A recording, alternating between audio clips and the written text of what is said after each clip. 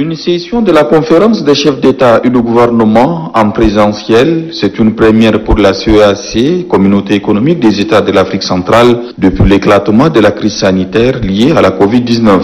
Le maréchal du Tchad, Idriss Déby Itnou, président de la République, chef de l'État et ses pairs se retrouvent au palais du bord de mer pour aborder les différents aspects de l'intégration régionale prônée par la CEAC, d'ailleurs principal sujet au centre de la réforme en cours de mise en œuvre. Le processus appelé à aller à son terme est revenu dans tous les discours, dont celui du président de la Commission, Gilberto da Piedad Verissimo, invite les États membres à faire preuve de cohérence en allouant à la Commission les moyens humains et financiers nécessaires à la réalisation de l'intégration. Une intégration qui passe par la solidarité, ce qui est exprimé à travers une déclaration sur la situation en République centrafricaine dans laquelle la conférence des chefs d'État exprime sa solidarité et appelle à la réussite du processus électoral tout en condamnant la violence exercée sur les civils et les employés des organisations sur place. Pour ce faire, la conférence a décidé de désigner un médiateur pour la RCA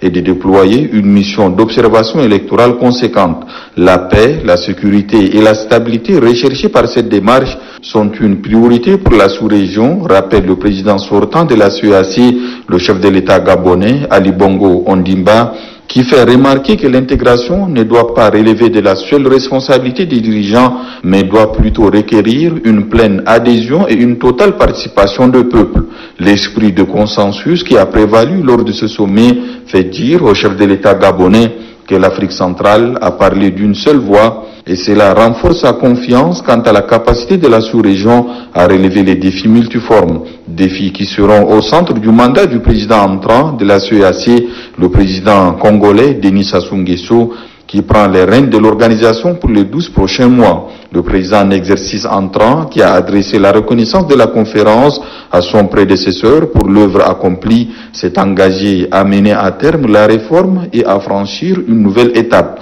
Le processus qui va s'étendre à d'autres niveaux, selon lui, passe par le renforcement de la coopération politique entre les États, la promotion de la paix et de la gouvernance sécuritaire en Afrique centrale et une intégration physique accélérée. Pour cela, le président en exercice entrant entend donner une forte impulsion aux projets structurants transnationaux. Nous n'avons pas d'autre choix que de renforcer l'intégration de manière concertée, de mettre en commun nos ressources et de faire de la CEAC un instrument au service du bien-être et de l'épanouissement de nos populations, a indiqué le président Denis Sassou Nguesso. Lui, le maréchal du Tchad, Idriss Déby Itnou, tout comme les autres membres de la conférence, entendent se mettre à fond pour réussir la deuxième phase de la réforme institutionnelle en imprimant à la Commission une culture de performance et de résultats. Pour le maréchal du Tchad, Idriss Déby Itnou, chantre de l'intégration et de l'unité régionale, l'heure est venue pour la CEAC d'accomplir des progrès significatifs,